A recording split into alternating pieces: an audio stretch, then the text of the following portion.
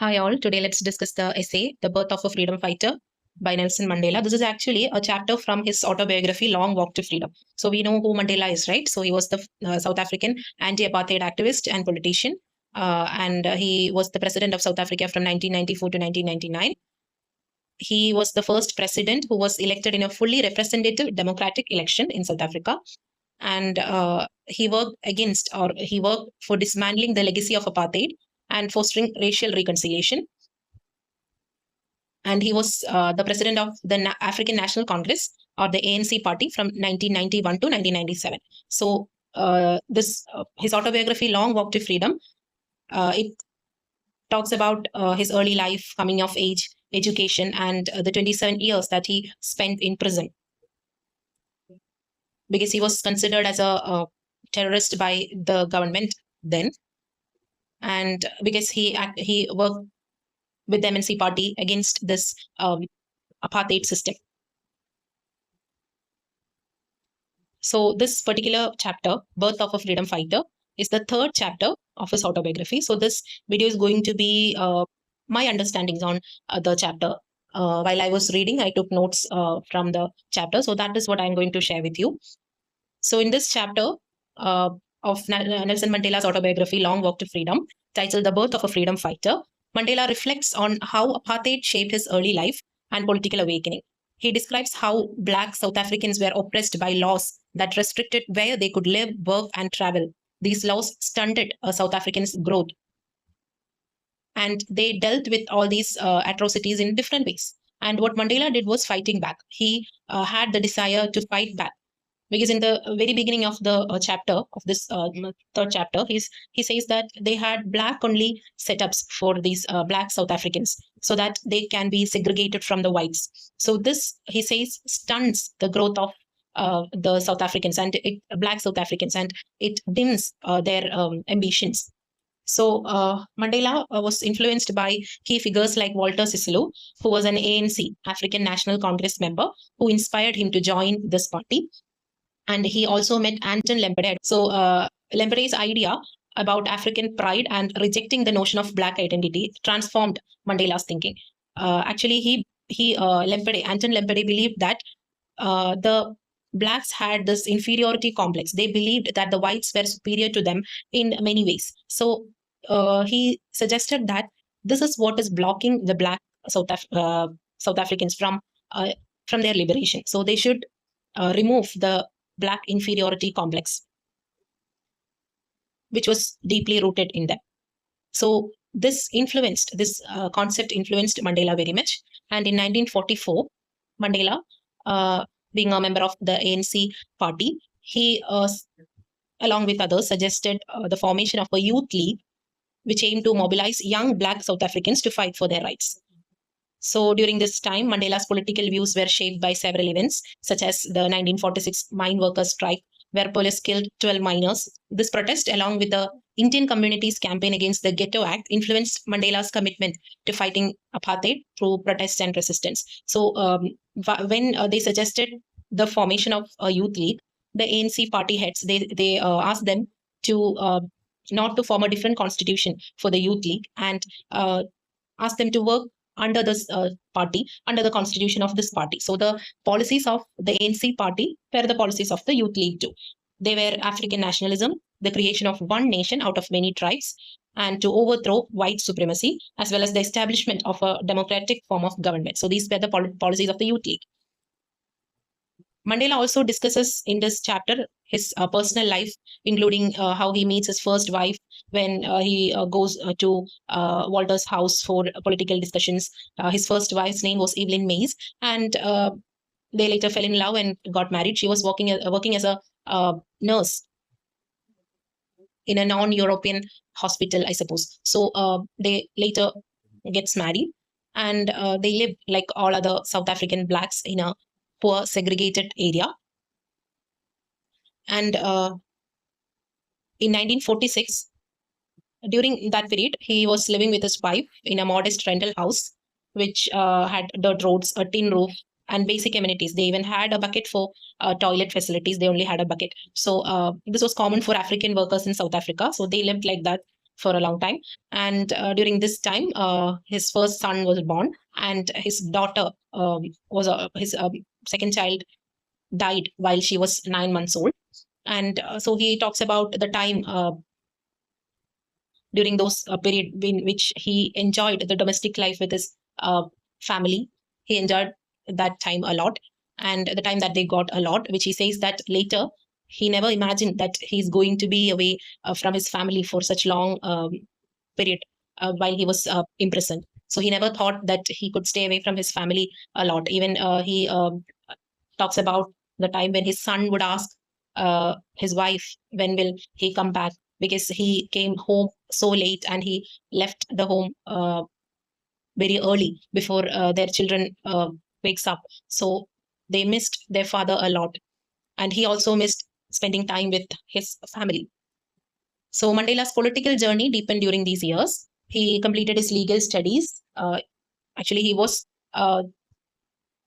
working in a law firm, and he was also studying during this period.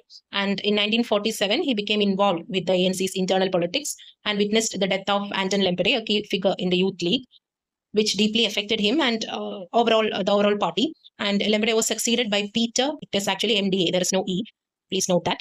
So Mandela was wary of communists trying to dominate the movement and believed in a strong, undiluted African nationalism. He had some kind of an aversion towards communism then, but later we see that when he learns about communism more, he becomes open to communism, or more welcoming towards communism.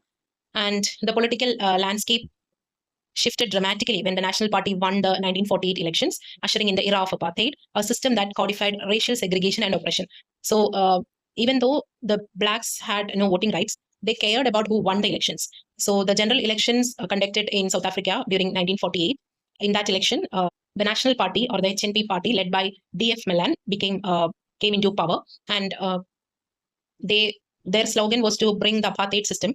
They actually, the things that the whites did to the blacks during those time, this party promised that they will make this apartheid system legal, so that every cruelties against the blacks will come under the law, so they can legally work against these black South Africans. So they won, and the ANC responded by adopting more radical strategies, including boycotts, strikes, and protests. Mandela was not yet fully immersed in this active resistance, but he was becoming more involved with the Youth League's push for mass action. In 1949, the ANC launched a national day of protest, which led to violent clashes with the police, resulting in the deaths of several protesters. This event marked a significant moment in the struggle against apartheid. Mandela's political activism grew, and he became more committed to the ANC's cause. Mandela also explored Marxist philosophy during this time. He read more about Marxism, finding that its emphasis on class struggle resonated with his fight against racial oppression. He believed in using any available means, in cooperating with any party, including the cooperation with communists, to achieve the liberation of black South Africans. Despite his reservations about the Communist Party, Mandela saw shared goal of ending oppression as a unifying force. So this MNC party works with several other parties to fight against this apartheid system. Overall, this spirit marked Mandela's deepening involvement in the struggle against apartheid, his personal losses, and his evolving political beliefs, which would guide his future actions in the liberation movement. In the 1950s, the South African government passed a series of oppressive laws, including the Population Registration Act and the Group Areas Act, which enforced apartheid by classifying people by race and segregating their living and working areas. These laws led to forced removals, and communities like Sophia Town, where the black South Africans lived, being displaced. In 1951, two more laws targeted non-white South Africans: the Separate Representation of Voters Act, which removed the colored people's voting rights, and the Bantu Authorities Act, which replaced the Natives Representative Council with a system of tribal chiefs controlled by the government. The ANC, under Mandela's leadership, opposed these laws and began organizing protests. In 1952, the ANC, the African National Congress, launched the Defense Campaign, inspired by Gandhi's principles of non-violence. Volunteers broke apartheid laws by using whites-only facilities and defying curfews. Mandela, who had just passed his driving test, so I've mentioned this here because he talks about his driving test. He was during that time only a few blacks owned cars because of their poor living conditions. They could not afford cars, so only a few blacks. So it was it was something that should be noted. He passed his driving test, and he worked. He took his friends, the party members, from places to place in his car, and he also shares an experience where when he was two white boys, they came in a bicycle, and it collided with his car, and when he was trying to help the child, a white truck driver screamed at him to not touch the child, and he informed the police, even though the child was not that hurt. The police, we can see an exchange between him and the police officer. And he also shares an experience where when his petrol was over, he asked for some petrol to an elderly white lady, and she said, "There is no petrol for you here." And when he talked with the farmer, it was a farmer's house, and he talked with the farmer there. He said that the petrol is for his boss, for a white man who is his boss. So when he pulled this trick, he got petrol from there. So these were his own experiences as a black South African. So he shares all those experiences in this part, and that's why I've mentioned about his this driving test here. So this campaign, the Defiance campaign, so widespread arrests and thousands of people participated, and it swelled up the ANC membership. I think there were only a few members, and he says that the membership, about 100,000 people took membership in the ANC party during this campaign. While the campaign was largely non-violent, some riots broke out. Even though the party had no connection with these riots, the government tried to link these riots with the ANC party, says Mandela. And despite this, the campaign was significant for raising awareness and showing that different racial groups could unite against the apartheid. Mandela faced arrest under the Suppression of Communism Act. So he was arrested while he was working in his law firm, and as per the Suppression of Communism Act, he was put in jail for a few months. And his party emerged from the campaign feeling stronger. He himself also emerged feeling stronger and more confident in his fight for freedom. This period marked Mandela's transformation into a more committed freedom fighter as he grew in confidence and realized the power of collective resistance. Despite some setbacks, the campaign showed that ANC was a growing mass organization capable of challenging the apartheid. So, he accepts that some of their acts were not so matured. They made some mistakes too, but still, due to this campaign, this defense campaign, the fear of imprisonment was removed from the minds of a lot of blacks.